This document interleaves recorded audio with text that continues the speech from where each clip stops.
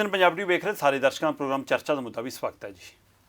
ਇੱਕ ਪਾਸੇ ਚਰਚਾ ਕੋਲੇ ਦੀ, ਦੂਏ ਪਾਸੇ ਚਰਚਾ ਬਿਜਲੀ ਦੀ। ਕੋਲੇ ਦੀ ਕਮੀ ਤਾਂ ਬਿਜਲੀ ਦੀ ਕਮੀ, ਬਿਜਲੀ ਦੀ ਕਮੀ ਦੇ ਨਾਲ ਦੇਸ਼ 'ਚ ਬਲੈਕਆਊਟ ਦਾ ਖਤਰਾ, ਤੇ ਕੇਂਦਰ ਕਹਿੰਦਾ ਸੂਬੇ ਆਪ ਹੀ ਨਜਿੱਠ ਲਓ। ਜਦੋਂ ਮਸਲਾ ਇਹਨਾਂ ਦੇ ਵਿੱਤੋਂ ਬਾਹਰ ਹੋ ਜਾਂਦਾ ਫਿਰ ਕਹਿੰਦੇ ਕਿ ਸੂਬੇ ਆਪ ਹੀ ਨਜਿੱਠਣ। ਸੋ ਫਿਰ ਸੂਬਿਆਂ 'ਤੇ ਪਾਉਂਦੇ ਨੇ ਤੇ ਨਹੀਂ ਹਰ ਚੀਜ਼ ਦਾ ਕੇਂਦਰੀਕਰਨ ਕਰਨ ਵੱਲ ਵੱਧ ਰਹੇ ਨੇ। ਤੇ ਦੂਏ ਪਾਸੇ ਇਹ ਸਭ ਦੇ ਦਰਮਿਆਨ ਪੰਜਾਬ ਦੀ ਨਵੀਂ ਬਣੀ ਚਰਨੀ ਚੰਨੀ ਵਾਲੀ ਅਗਵਾਈ ਵਾਲੀ ਸਰਕਾਰ ਨੇ ਲਾਲ ਲਕੀਰ ਨੂੰ ਲੈ ਕੇ ਕੁਝ ਲਕੀਰਾਂ ਖਿੱਚੀਆਂ ਨੇ। ਲਾਲ ਲਕੀਰ ਦੇ ਇਸ ਫੈਸਲੇ ਨਾਲ ਲੈ ਕੇ ਕਿ ਮੇਰਾ ਘਰ ਮੇਰੇ ਨਾਮ ਜਿਹੜੀ ਯੋਜਨਾ ਹੈ ਉਹਦੇ ਨਾਲ ਪੰਜਾਬ ਦੇ ਲੋਕਾਂ ਨੂੰ, ਆਵਾਮ ਨੂੰ, ਪਿੰਡ ਵਾਲਿਆਂ ਨੂੰ ਕਿੰਨਾ ਕੁ ਫਾਇਦਾ ਹੋਣ ਵਾਲਾ। ਪੰਚਾਇਤੀ ਜ਼ਮੀਨਾਂ, ਸ਼ਾਮਲਾਟ ਜ਼ਮੀਨਾਂ, ਟੋਭੇ, ਛੱਪੜ, ਉਹ ਜਿਹੜੇ ਦੱਬੇ ਦੁੱਬੇ ਨੇ ਉਹਨਾਂ ਦੇ ਉੱਤੇ ਕੀ ਅਸਰ ਪੈਣਾ। ਸੋ ਬੇਜ਼ਮੀਨੇ ਲੋਕਾਂ ਨੂੰ ਕੋਈ ਫਾਇਦਾ ਹੋਣਾ ਜਾਂ ਨਹੀਂ ਹੋਣਾ। ਜਿਨ੍ਹਾਂ ਕੋਲ ਛੱਤ ਨਹੀਂ ਗਈ ਉਹ ਕਿਹੜਾ ਘਰ ਆਪਣੇ ਨਾਂ ਕਰਨਗੇ। ਇਹ ਜਿਹੜੇ ਸਵਾਲ ਨੇ। ਤੇ ਇਹਦੇ ਵਿੱਚ ਸ਼ਹਿਰਾਂ ਨੂੰ ਵੀ ਜਿਹੜੀ ਕਵਾਇਦ ਸ਼ਾਮਲ ਕੀਤਾ, ਜਿਹੜੇ ਸ਼ਹਿਰਾਂ 'ਚ ਪਿੰਡ ਸ਼ਾਮਲ ਹੋਏ ਨੇ ਨਗਰ ਕੌਂਸਲਾਂ 'ਚ ਆ ਕੇ, ਕਿ ਉਹਨਾਂ ਦੇ ਹਵਾਲੇ ਨਾਲ ਜਾਂ ਜਿਹੜੇ ਪਹਿਲਾਂ ਹੀ ਬਾੜਬੰਦੀ 'ਚ ਨੇ ਉਹਨਾਂ ਦਾ ਲਾਲ ਲਕੀਰ ਨਾਲ ਕੀ ਸੰਬੰਧ ਹੈ। ਇਹ ਸਾਰੇ ਪਹਿਲੂ ਬਾਚਾਂਗੇ। ਇਹਨਾਂ ਪਹਿਲੂਆਂ 'ਤੇ ਚਰਚਾ ਕਰਨ ਲਈ, ਇਹਨਾਂ ਪਹਿਲੂਆਂ 'ਤੇ ਬਰੀਕੀ ਨਾਲ ਨਜ਼ਰਸਾਨੀ ਕਰਨ ਵਾਲੀ, ਘੋਖ ਪੜਤਾਲ ਕਰਨ ਵਾਲੇ ਪੱਤਰਕਾਰ ਇੰਦਰਪ੍ਰੀਤ ਜੀ ਸਾਡੇ ਨਾਲ ਨੇ। ਭਾਜੀ ਸਵਾਗਤ ਕਰਦਾ। ਥੈਂਕ ਯੂ ਜੀ। ਭਾਜੀ ਮੈਂ ਲਾਲ ਲਕੀਰ ਵਾਲੇ ਤੋਂ ਹੀ ਗੱਲ ਸ਼ੁਰੂ ਕਰਨਾ ਚਾਹੁੰਦਾ। ਇਹ ਲੰਬੇ ਸਮੇਂ 'ਚ ਪੰਜਾਬ 'ਚ ਚਰਚਾ ਵਿੱਚ ਵੀ ਰਹੀ ਹੈ ਕਿ ਰਜਿਸਟਰੀ ਨਹੀਂ ਹੁੰਦੀ ਜੀ, ਸਾਡੇ ਨਾਂ ਨਹੀਂ ਚੜ੍ਹਿਆ ਜੀ, ਪੀੜ੍ਹੀਆਂ ਤੋਂ ਪੀੜ੍ਹੀਆਂ ਹੀ ਕਬਜ਼ਾ ਹੀ ਚੱਲ ਰਿਹਾ ਜੀ। ਉਸ ਨੂੰ ਲੈ ਕੇ ਤਾਂ ਫੈਸਲਾ ਹੋਇਆ, ਪਰ ਉਹ ਕੁਝ ਸਮੇਂ ਪਹਿਲਾਂ ਵੀ ਜਿਹੀਆਂ ਖਬਰਾਂ ਆ ਗਈਆਂ ਸੀ ਪਿੰਡਾਂ ਦੇ ਹਵਾਲੇ ਨਾਲ ਤਾਂ, ਪਰ ਹੁਣ ਕਹਿੰਦੇ ਸੀ ਸ਼ਹਿਰ ਵੀ ਸ਼ਾਮਲ ਕਰ ਲਏ। ਪਰ ਜਿਹੜਾ ਬਾੜ ਦੇ ਵਿੱਚ ਹੈ ਉੱਥੇ ਲਾਲ ਲਕੀਰ ਦਾ ਕੀ ਮਤਲਬ ਬਣਦਾ ਹੈ, ਤੇ ਜਾਂ ਜਿਹੜੇ ਹਾਲ ਵਿੱਚ ਪਿੰਡ ਸ਼ਾਮਲ ਹੁੰਦੇ ਜਾ ਰਹੇ ਨੇ ਨਗਰ ਨਿਗਮ ਦੇ ਵਿੱਚ ਉਹਨਾਂ ਨੂੰ ਲੈ ਕੇ ਕੀ ਹੈ ਪੂਰਾ ਮਾਮਲਾ। ਅਸਲ 'ਚ ਦੋ ਵੱਖਰੀਆਂ ਚੀਜ਼ਾਂ ਨੇ। ਐਕਚੁਅਲੀ ਕੀ ਹੈ ਕਿ ਹੈ ਤਾਂ ਸਾਰੇ ਪਿੰਡ ਹੀ ਨੇ, ਜਿਹੜੇ ਸ਼ਹਿਰ ਵੀ ਨੇ ਉਹ ਵੀ ਪਿੰਡ ਹੀ ਨੇ। ਮਤਲਬ ਪਿੰਡ ਹੀ ਐਕਸਪੈਂਡ ਹੋ ਕੇ ਸ਼ਹਿਰ ਬਣ ਗਏ, ਸ਼ਹਿਰਾਂ ਦੇ ਵਿੱਚ ਫਿਰ ਹੋਰ ਪਿੰਡ ਮਿਲ ਕੇ ਤੇ ਹੋਰ ਐਕਸਪੈਂਡ ਹੋ ਗਏ। ਤਾਂ ਉਹ ਜਿਹੜੀ ਹਰ ਪਿੰਡ ਦਾ ਇੱਕ ਨੰਬਰ ਹੈ, ਹਰ ਪਿੰਡ ਨੂੰ ਇੱਕ ਨੰਬਰ ਦਿੱਤਾ ਹੋਇਆ ਤਾਂ ਕਿ ਉਹਦੀ ਲੈਂਡ ਹੈ ਉਹਦੀ ਮੈਪਿੰਗ ਰਹੇ। ਉਹਦੇ ਵਿੱਚ ਇੱਕ ਹਿੱਸਾ ਇੱਦਾਂ ਦਾ ਹੈ ਜਿਹਨੂੰ 0 ਨੰਬਰ ਦਿੱਤਾ ਹੋਇਆ, ਉਹ ਹੈ ਜਿੱਥੇ ਲੋਕ ਰਹਿੰਦੇ ਹੈ। ਉੱਥੇ ਸਿਰਫ ਉਹੀ ਹੈ ਕਿ ਕਿਉਂਕਿ ਇਹ ਅੰਗਰੇਜ਼ਾਂ ਦੇ ਟਾਈਮ ਤੋਂ ਸਿਸਟਮ ਸੀ, ਉਹਨਾਂ ਨੇ ਬਣਾਇਆ ਸੀ ਕਿ ਰੈਵਨਿਊ ਕਿਵੇਂ ਇਕੱਠਾ ਕਰਨਾ ਹੈ, ਰੈਵਨਿਊ ਨੂੰ ਜਨਰੇਟ ਕਰਨ ਦੇ ਸਾਧਨ ਕੀ ਹੋ ਸਕਦੇ ਨੇ। ਉਹਦੇ ਵਿੱਚ ਹੀ ਇਹ ਸੀ ਵੀ ਅਸੀਂ ਜਿਹੜੀ ਜਮ੍ਹਾਂਬੰਦੀ ਹੈ ਇਹ ਬਣਾ ਲਈ ਜਾਏ ਜਿੱਥੋਂ ਅਸੀਂ ਟੈਕਸ ਕਲੈਕਸ਼ਨ ਕਰ ਲਿਆ ਕਰੀਏ। ਵੀ ਤੁਹਾਨੂੰ ਮੰਨ ਲਓ ਇੰਨੀ ਜ਼ਿਮੀਂਦਾਰੀ ਦੇਤੀ, ਇੰਨੀ ਜ਼ਮੀਨ ਦੀ ਉਹਦੀ ਟੈਕਸ ਕਲੈਕਸ਼ਨ ਤੁਹਾਡੇ ਕੋਲ ਹੈ, ਲੋਕ ਖੇਤੀ ਕਰ ਰਹੇ ਆ, ਤੁਸੀਂ ਉਹਨਾਂ ਤੋਂ ਟੈਕਸ ਲੈ ਕੇ ਜਿਸ ਤਰ੍ਹਾਂ ਉਹ ਸਰਕਾਰ ਨੂੰ ਦੇਣਾ, ਕੁਝ ਹਿੱਸਾ ਤੁਹਾਨੂੰ ਮਿਲ ਜਾਏਗਾ ਉਹਦਾ ਨਾ। ਉਹ 'ਚ ਜੈਲਦਾਰ, ਜ਼ਿਮੀਂਦਾਰ, ਇਹ ਸਾਰੇ ਉਹ ਸਾਰੀਆਂ ਅੱਗੇ ਉਹ ਛੋਟੀਆਂ ਪੋਸਟਾਂ ਉਹਨਾਂ ਨੇ ਦਿੱਤੀਆਂ ਹੋਈਆਂ ਨੇ। ਪਰ ਇੱਕ ਇਹੋ ਜਿਹਾ ਏਰੀਆ ਸੀ ਜਿੱਥੇ ਲੋਕ ਰਹਿੰਦੇ ਸੀ ਤਾਂ ਉਹਨਾਂ ਨੇ ਉਹਨੂੰ ਬਾਹਰ ਹੀ ਕਰਤਾ। ਉਹਨਾਂ ਕਿਹਾ ਵੀ ਇਹਨੂੰ ਮੈਪਿੰਗ ਕਰਨ ਦੀ ਕੋਈ ਲੋੜ ਨਹੀਂ, ਕਿਉਂਕਿ ਇੱਥੇ ਤਾਂ ਲੋਕ ਰਹਿੰਦੇ ਨੇ, ਇਹ 'ਚ ਨਾ ਹੀ ਕੋਈ ਪੈਸਾ ਆਉਣਾ ਤੇ ਨਾ ਜਾਣਾ, ਤੇ ਇਸ ਕਰਕੇ ਇਹਨੂੰ ਛੋੜ ਦਿਓ। ਤਾਂ ਉਹ ਇੱਕ ਉਹਨਾਂ ਨੇ ਲਾਲ ਲਕੀਰ ਖਿੱਚਤੀ ਵੀ ਇਸ ਤੋਂ ਬਾਰ-ਬਾਰ ਜਿਹੜੀ ਲੈਂਡ ਹੋਊਗੀ ਉਸ ਤੋਂ ਅਸੀਂ ਰੈਵਨਿਊ ਲਵਾਂਗੇ। ਕਲੈਕਸ਼ਨ ਦਾ ਉਹ ਸੈਂਟਰ ਸੀ।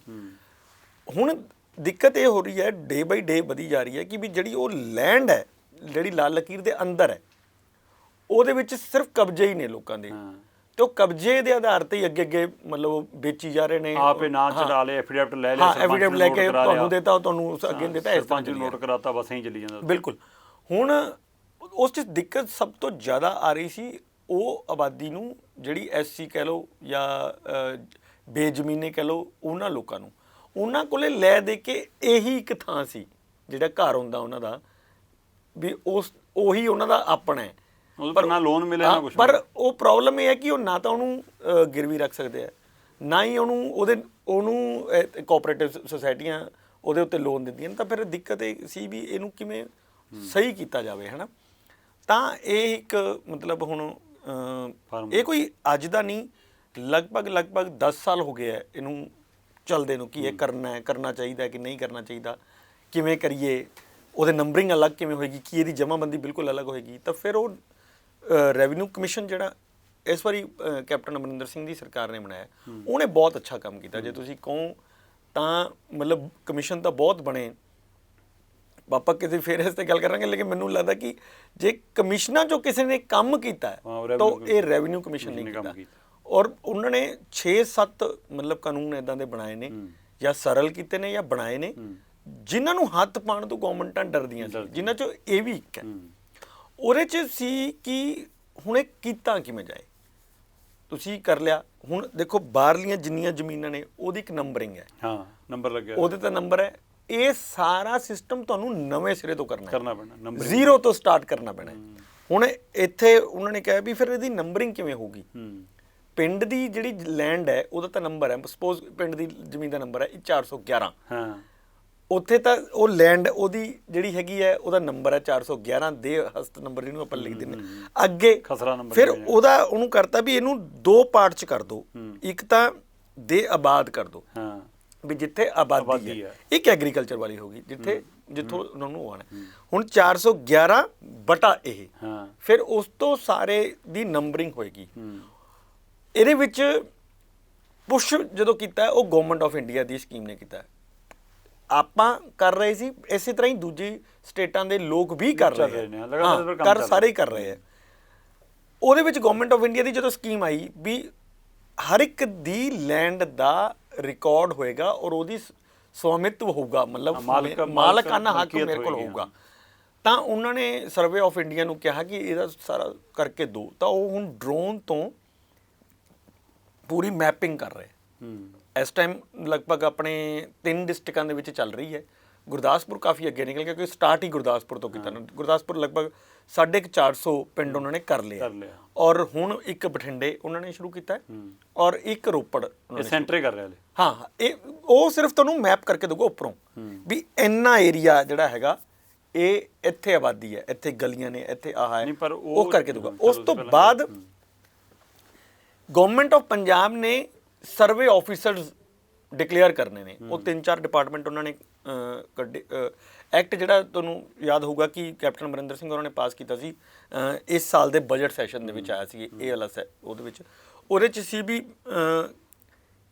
ਜਿਹੜਾ ਸਰਵੇ ਆਫੀਸਰ ਹੈ ਉਹ ਡੋਰ ਟੂ ਡੋਰ ਜਾਏਗਾ ਡੋਰ ਟੂ ਡੋਰ ਜਾ ਕੇ ਪ੍ਰੈਜ਼ੈਂਟ ਸਥਿਤੀ ਪਤਾ ਕਰੇਗਾ ਠੀਕ ਹੈ ਵੀ ਅੱਜ ਦੀ ਸਥਿਤੀ ਕੀ ਹੈ ਤੁਹਾਡੇ ਕੋਲ ਕਿੰਨੀ ਲੈਂਡ ਹੈ ਉਹਦੀ ਪੂਰੀ ਮੈਪਿੰਗ ਉਸ 'ਚ ਕਿੰਨੇ ਯੂਨਿਟ ਨੇ ਮਤਲਬ ਤੁਸੀਂ ਹੋ ਜਾਂ ਤੁਹਾਡੇ 2 ਬੱਚੇ ਹੈ ਉਹ ਅਲੱਗ-ਅਲੱਗ ਰਹਿ ਰਹੇ ਆ 1 ਯੂਨਿਟ ਹੈ ਕਿ 2 ਯੂਨਿਟ ਹੈ ਉਹ ਜੋ ਵੀ ਵਸਤੂ ਸਥਿਤੀ ਹੈ ਮਤਲਬ ਅੱਜ ਦੀ ਸਥਿਤੀ ਹੈ ਉਹਨੂੰ ਨੋਟ ਕਰ ਲਏਗਾ ਸਾਰੇ ਨੂੰ ਨੋਟ ਕਰਕੇ ਫਿਰ ਇੱਕ ਪੂਰਾ ਨਕਸ਼ਾ ਪਿੰਡ ਦਾ ਬਣ ਜਾਏਗਾ ਵੀ ਇੰਨੀਆਂ ਗਲੀਆਂ ਇਹਦੇ 'ਚ ਨੰਬਰਿੰਗ ਇੰਨੀਆਂ ਗਲੀਆਂ ਇਹਦੇ 'ਚ ਨੰਬਰਿੰਗ ਸਾਰੀ ਮੈਪਿੰਗ ਹੋ ਜਾਏਗੀ ਫਿਰ ਉਹਨੂੰ ਪਬਲਿਕ ਪਲੇਸ ਤੇ ਇਹ ਲਗਾ ਦੇਣਗੇ ਉੱਥੇ ਫਿਰ ਉਹਨਾਂ ਨੇ ਇੱਕ ਹੋਰ ਪ੍ਰੋਵੀਜ਼ਨ ਕੀਤਾ ਵੀ 7 ਮੈਂਬਰੀ ਕਮੇਟੀ ਇੱਕ ਬਣਾ ਦਿਓ ਜੋ ਇਹਨੂੰ ਓਵਰਲੁੱਕ ਕਰੇ ਵੀ ਹਾਂ ਵੀ ਹੁਣ ਕੱਲ ਨੂੰ ਉਹਨਾਂ ਨੇ ਦੇਤਾ ਪਹਿਲਾਂ ਤਾਂ ਇਹਨਾਂ ਨੇ ਜਿਹੜਾ ਐਕਟ ਦੇ ਵਿੱਚ ਸੀ ਉਸ ਦਾ ਇਹ ਕਿਹਾ ਸੀ ਵੀ 90 ਦਿਨ ਮਤਲਬ ਰੱਖੇ ਜਾਣ ਇਤਰਾਜ਼ ਕਰਨ ਦੇ ਵੀ ਜਿਵੇਂ ਸਰਵੇ ਆਫੀਸਰ ਨੇ ਆਪਣਾ ਸਰਵੇ ਦਾ ਕੰਮ ਪੂਰਾ ਕਰ ਲਿਆ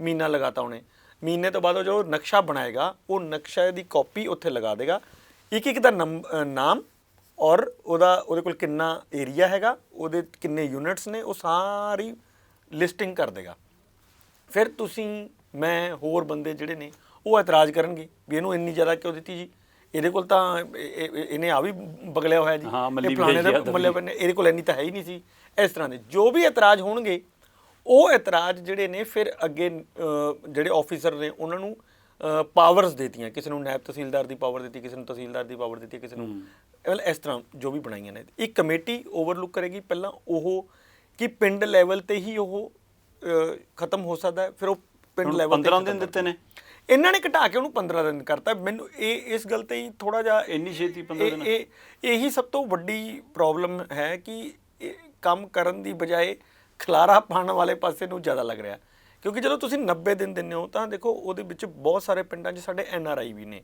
ਹੁਣ ਉਹ ਨੈਚੁਰਲੀ ਕੋਈ ਕਿਸੇ ਦੇਸ਼ 'ਚ ਬਸਿਆ ਹੋਇਆ ਕੋਈ ਕਿਸੇ ਦੇਸ਼ 'ਚ ਬਸਿਆ ਹੋਇਆ ਪਿੰਡਾਂ 'ਚ ਜਿਹੜੇ ਲੋਕ ਆਪਾਂ ਬਾਹਰ ਰਹਿ ਰਹੇ ਆ ਅੱਗੇ ਉਹਨਾਂ ਨੂੰ ਅੱਛਾ ਇੱਧਰ ਰੱਖੇ ਹੋਏ ਨੇ ਸਪੋਜ਼ ਮੇਰਾ ਹੀ ਪਿੰਡ ਹੋਵੇ ਜਾਂ ਤੁਹਾਡਾ ਹੀ ਪਿੰਡ ਹੈ ਚਰਨਾਰਥਲ ਤੇ ਕੱਲ ਨੂੰ ਉਹਨੂੰ ਕਰਨ ਲੱਗ ਗਏ ਤੇ ਤੁਸੀਂ ਤਾਂ ਇੱਥੇ ਬੈਠੇ ਹੋ ਤੁਹਾਨੂੰ ਕੀ ਪਤਾ ਲੱਗਿਆ ਵੀ ਕਦੋਂ ਉਹਨਾਂ ਨੇ ਲਗਾਤੀ ਤੇ ਕਦੋਂ ਲਾ ਲਈ ਕਦੋਂ ਲਾ ਲਈ ਤੇ ਇਹ ਜਿਹੜੀਆਂ ਚੀਜ਼ਾਂ ਨੇ ਇਹਦੇ ਲਈ ਉਹਨਾਂ ਨੇ 90 ਦਿਨ ਰੱਖੇ ਸੀਗੇ ਜੋ ਮੈਨੂੰ ਲੱਗਦਾ ਕਿ ਇੱਕ ਸੂਟੇਬਲ ਟਾਈਮ ਹੈ ਉਹ ਇਸ ਕਰਕੇ ਕਿ ਇਹ ਕੋਈ ਇਹੋ ਜਿਹਾ ਕੰਮ ਨਹੀਂ ਹੈ ਜਿਹੜਾ ਸਾਨੂੰ ਬਹੁਤ ਜਲਦਬਾਜ਼ੀ 'ਚ ਨਿਪਟਾਉਣਾ ਹੈ ਇਸ ਤਰ੍ਹਾਂ ਦਾ ਕੰਮ ਨਹੀਂ ਹੈ ਇਹ ਰੈਵਨਿਊ ਦਾ ਕੰਮ ਹੈ ਰੈਵਨਿਊ ਦਾ ਕੰਮ ਬਹੁਤ ਔਖਾ ਹੁੰਦਾ ਉਹਦਾ ਬਾਅਦ ਚੋਂ ਸਮਾਂ ਵਧਾ ਦੇਣਾ ਹਾਂ ਤੇ ਇਸ ਕਰਕੇ ਜਿਹੜਾ ਉਹਨਾਂ ਨੇ 15 ਦਿਨ ਰੱਖਿਆ ਮਤਲਬ ਉਹਦੇ ਵਿੱਚ ਇਹ ਹੈਗਾ ਕਿ ਤੁਸੀਂ ਕਿਵੇਂ ਇਨਫੋਰਮ ਕਰੋਗੇ ਜਿਹੜੇ ਬੰਦੇ ਬਾਹਰ ਬੈਠੇ ਆ ਮਤਲਬ ਵਿਦੇਸ਼ਾਂ 'ਚ ਬੈਠੇ ਆ ਉਹਨੂੰ ਇਨਫੋਰਮ ਕਿਵੇਂ ਕਰੋਗੇ ਕੌਣ ਕਰੇਗਾ ਸਰਕਾਰ ਕਰੇਗੀ ਪੰਚਾਇਤ ਕਰੇਗੀ ਕੌਣ ਕਰੇਗਾ ਬਿਲਕੁਲ ਇਸ ਤਰ੍ਹਾਂ ਦੀਆਂ ਬਹੁਤ ਦਿੱਕਤਾਂ ਹੈਗੀਆਂ ਨੇ ਪਰ ਮੈਂ ਇੱਕ ਹੋਰ ਦਿੱਕਤ ਜਾਣਾ ਇਹ ਤੋਂ ਪਹਿਲਾਂ ਤੁਸੀਂ ਅੱਗੇ ਵਧੋ ਤੁਸੀਂ ਜਿਹੜੀ ਮੈਪਿੰਗ ਵਾਲਾ ਫਾਰਮੂਲਾ ਦੱਸਿਆ ਕਿ ਉਹ ਮੈਪ ਕਰੇਗਾ, ਹੁਣ ਅਸੀਂ ਦੇਖਦੇ ਹਾਂ ਕਿ ਜਿਹੜੇ ਪਿੰਡ ਮੰਨ ਲਓ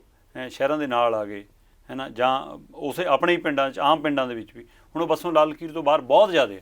ਸੋ ਜਦੋਂ ਮੈਪਿੰਗ ਹੋਏਗੀ ਕਿ ਉਹਨਾਂ ਨੂੰ ਲਾਲ ਲਕੀਰ ਦੇ ਅੰਦਰ ਲਿਆਂਦਾ ਜਾਏਗਾ ਜਾਂ ਉਹਨਾਂ ਨੂੰ ਵੱਖਰਾ ਫਿਰ ਉਹ ਤੋਂ ਜਿਹੜੇ ਤਾਂ ਲੋਕ ਲਾਲ ਲਕੀਰ ਤੋਂ ਬਾਹਰ ਨੇ, ਜਿਹੜੇ ਲਾਲ ਲਕੀਰ ਤੋਂ ਬਾਹਰ ਰਹਿ ਰਹੇ ਨੇ, ਉਹ ਆਲਰੇਡੀ ਕਿਸੇ ਨੰਬਰ 'ਚ ਰਹਿ ਰਹੇ ਨੇ, ਉਹਨਾਂ ਦੀ ਆਇਡੈਂਟੀਫਿਕੇਸ਼ਨ ਹੈਗੀ ਹੈ। ਜਿਹੜਾ ਵੀ ਬੰਦਾ, ਮੈਂ ਤੁਹਾਨੂੰ ਦੱਸਿਆ ਨਾ, ਜਿਹੜਾ ਬੰਦਾ ਲਾਲ ਲਕੀਰ ਤੋਂ ਬਾਹਰ ਹੋ ਗਿਆ, ਚਾਹੇ ਉਹ 1 ਇੰਚ ਵੀ ਬਾਹਰ ਹੋ ਗਿਆ, ਉਸ ਇੰਚ ਦੀ ਜ਼ਮੀਨ ਦਾ ਵੀ ਨੰਬਰ ਹੈਗਾ। ਲਾਲ ਲਕੀਰ ਤੋਂ ਅੰਦਰ ਦਾ ਕੋਈ ਨੰਬਰ ਨਹੀਂ ਹੈ, ਬਾਹਰ ਦੇ ਨੰਬਰ ਹੈ। ਇੱਥੇ ਸਿਰਫ ਦਿੱਕਤ ਇੱਕ ਇਹ ਆਊਗੀ ਵੀ ਜੇ ਪਿੰਡ ਦੇ ਅੰਦਰ ਮੰਨ ਲਓ ਖਾਲੀ ਪਲਾਟ ਪਿਆ ਹੈ, ਉਹ ਕਿਹਦਾ ਹੈ, ਉਹ ਕਿਹਦੋਂ ਜਾਊਗਾ, ਇਹ ਹਜੇ ਡਿਫਾਈਨ ਨਹੀਂ ਹੈ। ਐਕਟ ਦੇ ਵਿੱਚ ਕਿਹਾ ਹੈ, ਜਿਹੜਾ ਐਕਟ ਪਾਸ ਕੀਤਾ ਉਹਦੇ ਵਿੱਚ ਇਹਨਾਂ ਨੇ ਕਿਹਾ ਹੈ ਵੀ ਪੰਚਾਇਤ ਡਿਪਾਰਟਮੈਂਟ ਜਿਹੜਾ ਹੈ ਇੱਕ ਨਵੇਂ ਸਿਰੇ ਤੋਂ ਐਕਟ ਪਾਸ ਕਰੂਗਾ ਜਿਹ 'ਚ ਡਿਫਾਈਨ ਕਰੂਗਾ ਕਿ ਕੋਈ ਵੀ ਇਹ ਜਿਹੀ ਜ਼ਮੀਨ ਜਿਹੜੀ ਕਿਸੇ ਦੀ ਨਹੀਂ ਹੈ। ਦੇਖੋ 2-3 ਜਗ੍ਹਾ ਨੇ ਪਿੰਡ ਦੀਆਂ ਹੁੰਦੀਆਂ, ਜਿਵੇਂ ਇੱਕ ਤਾਂ ਗਲੀਆਂ ਨੇ, ਗਲੀਆਂ ਪੰਚਾਇਤ ਦੀਆਂ ਨੇ, ਠੀਕ ਹੈ। ਇਸ ਤਰ੍ਹਾਂ ਹੀ ਸਾਰਵਜਨਿਕ ਸਥਲ ਹੁੰਦੇ ਨੇ, ਇਸ ਤਰ੍ਹਾਂ ਦੇ ਪੰਚਾਇਤ ਘਰ ਹੈ ਜਾਂ ਕੋਈ ਲਾਇਬ੍ਰੇਰੀ ਹੈ ਜਾਂ ਕੋਈ ਸੱਥ ਹੈ ਸਾਂਝੀ ਜਿੱਥੇ ਬੈਠਦੇ ਆ, ਉਹ ਡਿਫਾਈਨਡ ਨੇ, ਜਾਂ ਡੇਰੇ ਮੰਦਿਰ ਗੁਰਦੁਆਰੇ, ਉਹ ਡਿਫਾਈਨਡ ਨੇ ਵੀ ਇਹ ਪੰਚਾਇਤੀ ਲੈਂਡ ਹੈ, ਇਹਦੀ ਮਾਲਕ ਪੰਚਾਇਤ ਹੈ। ਪਰ ਜੇ ਖਾਲੀ ਪਲਾਟ ਪਿਆ ਉਹਨੂੰ ਨਹੀਂ ਪਤਾ ਕਿ ਇਹ ਕਿਹਦਾ ਹੈ, ਤਾਂ ਉਹ ਇਹ ਕਰਨਗੇ ਕਿ ਵੀ ਜਦੋਂ ਮੈਪਿੰਗ ਪੂਰੀ ਹੋ ਜਾਏਗੀ ਔਰ ਅੱਜ ਦੀ ਸਥਿਤੀ ਅਨੁਸਾਰ ਅਗਰ ਉਹ ਖਾਲੀ ਪਿਆ ਤਾਂ ਉਹ ਆਪਣੇ ਆਪ ਹੀ ਪੰਚਾਇਤੀ ਲੈਂਡ 'ਚ ਚਲਾ ਜਾਏਗਾ। ਉਹ ਪੰਚਾਇਤ ਮਾਲਕੀਅਤ, ਉਹਦੀ ਮਾਲਕੀਅਤ ਪੰਚਾਇਤ ਦੀ ਹੋਏਗੀ। ਇਹ ਰਿਕਾਰਡ 'ਚ ਨਹੀਂ ਬੋਲਦਾ ਕਿਸੇ, ਹਾਂ, ਜਿਹੜਾ ਹਜੇ ਕਿਸੇ ਰਿਕਾਰਡ 'ਚ ਨਹੀਂ ਹੈ। ਵੀ ਸਪੋਜ਼ ਨਾ ਤੁਸੀਂ ਕਲੇਮ ਕਰ ਰਹੇ ਹੋ ਉਹਨੂੰ, ਨਾ ਮੈਂ ਕਲੇਮ ਕਰ ਰਿਹਾ, ਨਾ ਕੋਈ ਹੋਰ ਕਲੇਮ ਕਰ ਰਿਹਾ, ਤਾਂ ਉਹ ਫਿਰ ਇੱਕ ਕਲੇਮ ਹੋ ਜਾਏਗਾ ਕਿ ਉਹ ਪੰਚਾਇਤ ਦਾ ਹੈਗਾ। ਪਰ ਹਜੇ ਨਹੀਂ, ਹਜੇ ਕਿਉਂਕਿ ਉਹ ਇਤਰਾਜ਼ ਆਉਣੇ, ਹਜੇ ਜਿਹੜਾ ਮੌਜੂਦਾ ਐਕਟ ਹੈ ਉਹਦੇ 'ਚ ਉਹਨੂੰ ਕੱਢਿਆ ਹੋਇਆ, ਮਤਲਬ ਕੱਢਿਆ ਨਹੀਂ ਆਇਆ, ਉਹਨੂੰ ਪਾਇਆ ਹੀ ਨਹੀਂ ਹੋਇਆ। ਤੁਸੀਂ ਗਲੀਆਂ ਤਾਂ ਪਾ ਲੀਆਂ ਜਾਂ ਹੋਰ ਛੱਪੜ ਵੀ ਪਾ ਲਏ, ਜਾਂ ਹੋਰ ਜਿਹੜੀ ਮਤਲਬ ਜਿਵੇਂ ਤੁਸੀਂ ਕਿਹਾ ਲਾਇਬ੍ਰੇਰੀਆਂ, ਸੱਥਾਂ, ਇਹ ਤਾਂ ਪਾ ਲੀਆਂ, ਲੇਕਿਨ ਕਿਤੇ ਕਿਤੇ ਪਲਾਟ ਵੀ ਖਾਲੀ ਪਏ ਨੇ, ਤਾਂ ਉਹ ਕਿਹਨੂੰ ਪਾਉਂਗੇ? ਤਾਂ ਉਹ ਉਹਨਾਂ ਨੇ ਕਿਹਾ ਵੀ ਇਹ ਇੱਕ ਪੰਚਾਇਤ ਨੂੰ। ਜਿਹੜਾ ਹੁਣ ਸ਼ਹਿਰਾਂ ਵਾਲਾ ਵੀ ਇਹਨਾਂ ਨੇ ਕਿਹਾ ਕਿ ਸ਼ਹਿਰਾਂ 'ਚ ਵੀ, ਤੁਸੀਂ ਕਿਹਾ ਕਿ ਸ਼ਹਿਰ ਵੀ ਪਿੰਡਾਂ 'ਚ ਵੀ ਵਸੇ ਨੇ, ਇਸ ਲਈ ਉੱਥੇ ਵੀ ਲਾਲ ਲਕੀਰ ਵਾਲੇ ਮਸਲੇ ਤਾਂ ਹੈਗੇ ਹੀ ਨੇ। ਜੀ। ਪਰ ਇੱਕ ਖਾਸਾ ਇਹ ਖੜਾ ਕਿ ਕੀ ਇਹ ਮੈਪਿੰਗ ਜਿਹੜੀ ਕੇਂਦਰ ਦਾ ਤੁਸੀਂ ਕਹਿੰਦੇ ਹੋ ਪ੍ਰੋਜੈਕਟ ਹੈ, ਹੁਣ ਸੂਬਿਆਂ ਨੂੰ ਹਦਾਇਤ ਹੈ ਜਾਂ ਸੂਬੇ ਆਪਣੇ ਅਨੁਸਾਰ ਵੀ ਥਾਂ ਬਣਾਉਣਾ ਚਾਹੁੰਦੇ ਨੇ, ਕੀ ਬਾਅਦ 'ਚ ਟੈਕਸ ਵਾਲੇ ਪਾਸੇ ਨੂੰ ਤਾਂ ਨਹੀਂ ਜਾਣਾ ਕੁਛ? ਨਹੀਂ, ਉਹ ਤਾਂ ਆਲਰੇਡੀ ਗਏ ਹੋਏ ਹਾਂ ਅਸੀਂ, ਪਹਿਲਾਂ ਤੋਂ ਹੀ ਗਏ ਹੋਏ। ਵੱਡੇ ਪਲਾਟ ਹੋਣਗੇ ਜਿਨ੍ਹਾਂ ਕੋਲ ਵੱਧ ਜ਼ਮੀਨਾਂ ਹੋਣਗੀਆਂ, ਜਿਨ੍ਹਾਂ ਕੋਲ ਮੰਨ ਲਓ ਉੱਥੇ ਕਨਾਲ ਦਾ ਘਰ ਹੈ ਜਾਂ ਬਿੱਗਿਆਂ 'ਚ ਘਰ ਨੇ, ਸੋ ਉਹਨਾਂ ਦੇ ਉੱਤੇ ਕੱਲ੍ਹ ਨੂੰ ਟੈਕਸ ਲਾਉਣ ਵਾਲੀ ਬਹੁਤ ਨਹੀਂ, ਇਹ ਆਲਰੇਡੀ ਪਹਿਲਾਂ ਤੋਂ ਹੀ ਗਏ ਹੋਏ ਆ। ਜਦੋਂ ਕੀ ਹੁੰਦਾ ਨਾ ਕਿ ਜਦੋਂ ਆਪਾਂ ਮਤਲਬ ਸ਼ਹਿਰ ਦੀ ਨਗਰਪਾਲਿਕਾ ਦੀ ਹਦੂਦ ਵਧਾਉਂਦੇ ਆ, ਸਪੋਜ਼ ਕਰੋ ਉਹਦੇ 'ਚ 2 ਪਿੰਡ ਆ ਗਏ, ਠੀਕ ਹੈ। ਹੁਣ ਪਿੰਡ ਦੀ ਜਿਹੜੀ ਐਗਰੀਕਲਚਰ ਲੈਂਡ ਹੈ ਉਹ ਤਾਂ ਐਕਵਾਇਰ ਹੋ ਜਾਂਦੀ ਹੈ, ਉਹ ਐਕਵਾਇਰ ਹੋ ਗਈ, ਤਾਂ ਜਦੋਂ ਐਕਵਾਇਰ ਹੋ ਜੂਗੀ ਤਾਂ ਉਸ 'ਤੇ ਪੂਡਾ ਦੇ ਐਕਟ ਲੱਗਣੇ ਸ਼ੁਰੂ ਹੋ ਜਾਂਦੇ ਨੇ। ਬਿਲਕੁਲ ਠੀਕ ਹੈ ਨਾ। ਤਾਂ ਉਹਦੇ ਜਿਹੜੇ ਫਿਰ ਆ ਗਈ ਉੱਥੇ ਦੀ ਲਾਲ ਲਕੀਰ। ਹੁਣ ਉਹ ਲਾਲ ਲਕੀਰ ਦਾ ਅੰਦਰ ਕੋਈ ਵਾਲੀ ਵਾਰਿਸ ਨਹੀਂ ਹੈ, ਤਾਂ ਬਹੁਤ ਸਾਰੀਆਂ ਨਗਰਪਾਲਿਕਾਵਾਂ ਨੇ ਆਪਣੇ ਐਕਟ ਉਸ 'ਤੇ ਲਗਾਤੇ, ਠੀਕ ਹੈ ਨਾ। ਕਿਉਂਕਿ ਹੁਣ ਫਿਰ ਉਹਦੇ ਉੱਤੇ ਉਹ ਪ੍ਰੋਪਰਟੀ ਟੈਕਸ, ਇਹ ਟੈਕਸ, ਉਹ ਟੈਕਸ, ਜੋ ਵੀ ਲੋਕਲ ਟੈਕਸ ਲੱਗਦੇ ਆ ਸਾਡੇ, ਉਹ ਵਸੂਲ ਕਰਦੇ ਆ।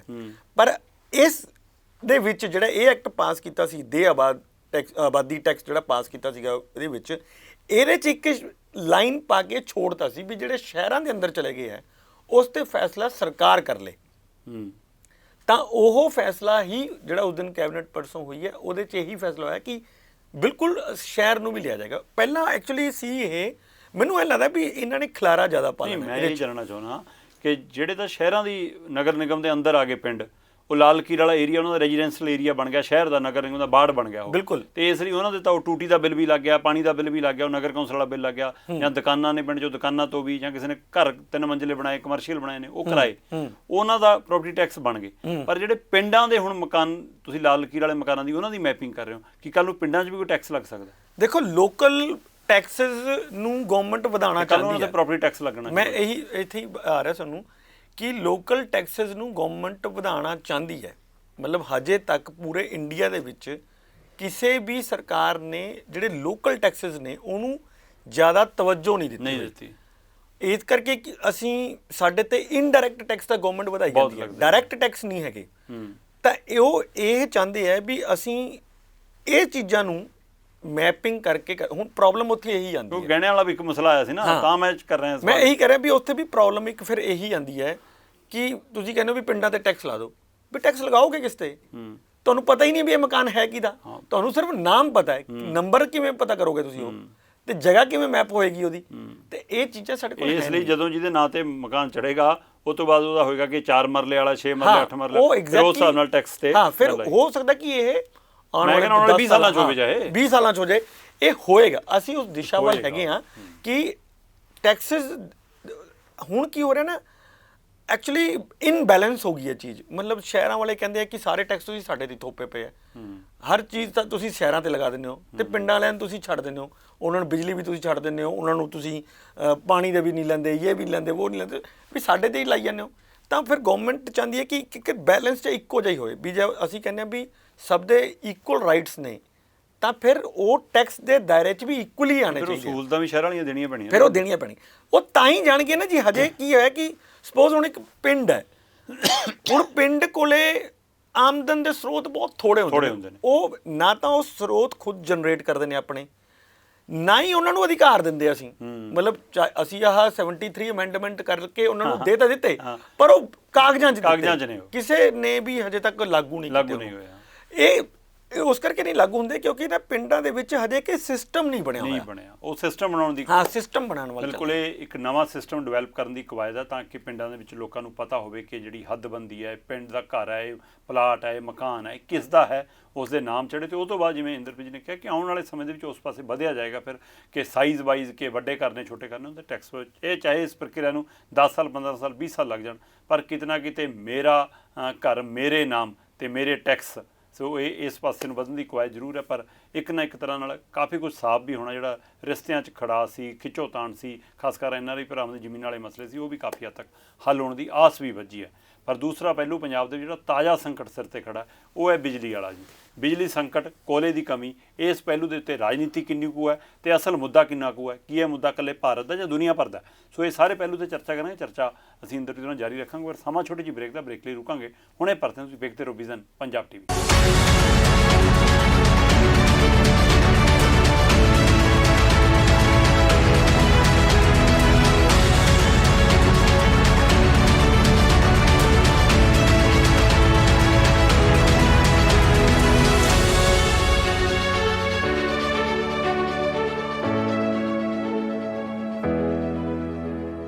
ਵਿਜ਼ਨ ਪੰਜਾਬ TV ਵੇਖ ਰਹੇ ਸਾਰੇ ਦਰਸ਼ਕਾਂ ਪ੍ਰੋਗਰਾਮ ਚਰਚਾ ਦੇ ਮੁੱਦੇ ਕੋਲ ਫਿਰ ਸਵਾਗਤ ਹੈ ਜੀ। ਅਸੀਂ ਗੱਲਬਾਤ ਕਰ ਰਹੇ ਇੰਦਰਪ੍ਰੀਤ ਜੀ ਨਾਲ। ਪਹਿਲਾਂ ਅਸੀਂ ਲਾਲ ਲਕੀਰ ਤੇ ਗੱਲ ਕਰ ਰਹੇ ਸੀ। ਇੱਕ ਸਵਾਲ ਮੈਂ ਹੋਰ ਜਾਂਦੇ ਲੈਣਾ ਚਾਹੁੰਦਾ ਜੀ, ਕਿ ਜੇ ਰਜਿਸਟਰੀਆਂ ਹੋਣ ਲੱਗਦੀਆਂ ਫਿਰ ਕੀ ਅਸਰ ਪੈਣਾ ਸਰਕਾਰ ਨੂੰ? ਇੱਕ ਤਾਂ ਟੈਕਸ ਦੀ ਗੱਲ ਆਪਾਂ ਕਰ ਰਹੇ ਹਾਂ, ਜਦੋਂ ਹਜੇ ਉਹਨਾਂ ਨੇ ਕਿਹਾ ਵੀ ਹਜੇ ਅਸੀਂ ਰਜਿਸਟਰੀਆਂ ਨਹੀਂ ਕਰ ਰਹੇ, ਹਜੇ ਕੀ ਹੋਊਗਾ ਕਿ ਤੁਹਾਡੀ ਪੂਰੀ ਲੈਂਡ ਦੀ ਮੈਪਿੰਗ ਹੋ ਕੇ ਤੁਹਾਨੂੰ ਇੱਕ ਨੰਬਰ ਮਿਲ ਜਾਏਗਾ। ਹੁਣ ਤੁਸੀਂ ਜਮਾ ਹੱਦਬੰਦੀ 'ਚ ਆ ਗਏ, ਹੁਣ ਪਤਾ ਵੀ ਇਹ ਵਾਲਾ ਤੁਹਾਡਾ ਹੈ। ਤੁਸੀਂ ਕੱਲ੍ਹ ਜਦੋਂ ਵੇਚੋਗੇ ਤਾਂ ਉਹਦੇ ਉੱਤੇ ਉਹਦੀ ਰਜਿਸਟਰੀ ਹੋ ਸਕੇਗੀ। ਤੁਸੀਂ ਆਪਣੀ ਉਹਦੀ ਫਰਦ ਕਢਾਓਗੇ, ਫਰਦ ਕਢਾ ਕੇ ਉਹਨੂੰ ਜਦੋਂ ਦੋਗੇ ਤਾਂ ਉਹ ਤੁਹਾਡਾ ਨਾਮ ਬੋਲੇਗਾ ਤਾਂ ਉਹ ਤੁਹਾਡੀ ਵਿਕ ਜੇਗੀ, ਤਾਂ ਫਿਰ ਸਟੈਂਪ ਡਿਊਟੀ ਉਸ 'ਤੇ ਲੱਗੇਗੀ, ਰਜਿਸਟ੍ਰੇਸ਼ਨ ਫੀਸ ਲੱਗੇਗੀ। ਤਾਂ ਮੈਨੂੰ ਇਹ ਲੱਗ ਰਿਹਾ ਕਿ ਗਵਰਨਮੈਂਟ ਦਾ ਸ਼ਾਇਦ ਇੱਕ ਮਨਸ਼ਾ ਇਹ ਵੀ ਹੈਗੀ ਹੈ ਕਿ ਅਸੀਂ ਜਿਹੜੀ ਰੈਵਨਿਊ ਵਧਾਉਣਾ, ਆਪਣਾ ਰੈਵਨਿਊ ਦੇ ਰਿਸੋਰਸਿਸ ਵਧਾਉਣੇ, ਉਹ ਇੱਥੋਂ ਵੀ ਵਧਣ। ਇਹ ਤਾਂ ਤਾਜ਼ਾ ਹੀ ਵੱਧ ਜਾਣਾ ਨਾ, ਇਹ ਤਾਂ ਨਾਲ ਦੀ ਨਾਲ ਹੀ ਵੱਧ ਜਾਣਾ ਜਦੋਂ ਸ਼ੁਰੂ ਹੋ ਗਏ ਰਜਿਸਟਰੀਆਂ। ਹਾਂ ਨੈਚੁਰਲੀ, ਪਰ ਹਜੇ ਪਹਿਲੀ ਉਸ 'ਚ ਨਹੀਂ ਲੈ ਰਹੇ। ਉਹ ਉਸ ਦਿਨ ਸ਼ਾਇਦ ਮੇਰੇ ਖਿਆਲ CM ਸਾਹਿਬ ਸ਼ਾਇਦ ਗਲਤ ਬੋਲ ਗਏ ਹੈ ਕਿ ਹੁਣ ਨਾਲ ਦੀ ਨਾਲ ਸਭ ਦੀ ਰਜਿਸਟਰੀ ਹੋ ਜੂਗੀ। ਰਜਿਸਟਰੀ ਨਹੀਂ ਹੋਣੀ ਹਜੇ ਸਿਰਫ ਸਨਦ ਨੰਬਰ ਲੱਗਣਗੇ ਇਕੱਲੇ। ਤੇ ਨੰਬਰਿੰਗ ਦੇ ਵਿੱਚ ਜਦੋਂ ਤੁਸੀਂ ਆ ਗਏ ਤਾਂ ਫਿਰ ਤਾਂ ਤੁਹਾਡੀ ਮਰਜ਼ੀ ਹੈ ਨਾ, ਜਦੋਂ ਤੁਸੀਂ ਵੇਚਣਾ ਹੈ ਉਹ ਤੁਸੀਂ ਵੇਚੋਗੇ। ਤੇ ਜਿਹੜਾ ਹੁਣ ਆਪਾਂ ਤਾਜ਼ਾ ਮਸਲੇ ਤੇ ਮੈਂ ਜਾਣਨਾ ਚਾਹੁੰਦਾ ਇੰਦਰਪ੍ਰੀਤ ਜੀ, ਇੱਕ ਕਹਿ ਰਿਹਾ ਕਿ ਦੁਨੀਆ ਭਰ 'ਚ ਕੋਲੇ ਦੀ ਕਮੀ ਹੈ, ਦੁਨੀਆ ਭਰ 'ਚ ਬਿਜਲੀ ਸੰਕਟ ਹੈ, ਉਸੇ ਜੋ ਭਾਰਤ ਲੰਘ ਰਿਹਾ ਹੈ ਤੇ ਕਿ ਕੇਂਦਰ ਸਰਕਾਰ ਪੱਲਾ ਝਾੜਦੀ ਨਜ਼ਰ ਆ ਰਹੀ ਹੈ, ਸੂਬਿਆਂ ਤੇ ਸਿੱਟਣ ਲੱਗ ਗਈ ਹੈ। ਦੁਨੀਆ ਦੀ ਸਥਿਤੀ ਕੀ ਹੈ, ਦੇਸ਼ ਦੀ ਸਥਿਤੀ ਕੀ ਹੈ ਤੇ ਪੰਜਾਬ ਦੀ ਸਥਿਤੀ ਕੀ ਹੈ? ਦੇਖੋ, ਮੈਨੂੰ ਲੱਗਦਾ ਕਿ ਅਸਲ 'ਚ ਕਈ ਵਾਰ ਚੀਜ਼ਾਂ ਨਾ ਅਸੀਂ ਭੁੱਲ ਜਾਂਦੇ ਹਾਂ ਬਹੁਤ ਛੇਤੀ। ਜੇ ਤੁਹਾਨੂੰ ਯਾਦ ਹੋਏਗਾ ਕਿ ਜਦੋਂ ਪੰਜਾਬ ਦੇ ਵਿੱਚ 3 ਥਰਮਲ ਪਲਾਂਟ ਲੱਗੇ ਸੀਗੇ ਪ੍ਰਾਈਵੇਟ ਸੈਕਟਰ ਦੇ ਵਿੱਚ, ਤਾਂ ਉਦੋਂ ਇਹ ਵੀ ਚੱਲ ਰਿਹਾ ਸੀ ਵੀ ਹੋਰ ਲਗਾਓ, ਇਸੇ ਤਰ੍ਹਾਂ ਹੀ ਵਧਾਉਂਦੇ ਰਹੋ।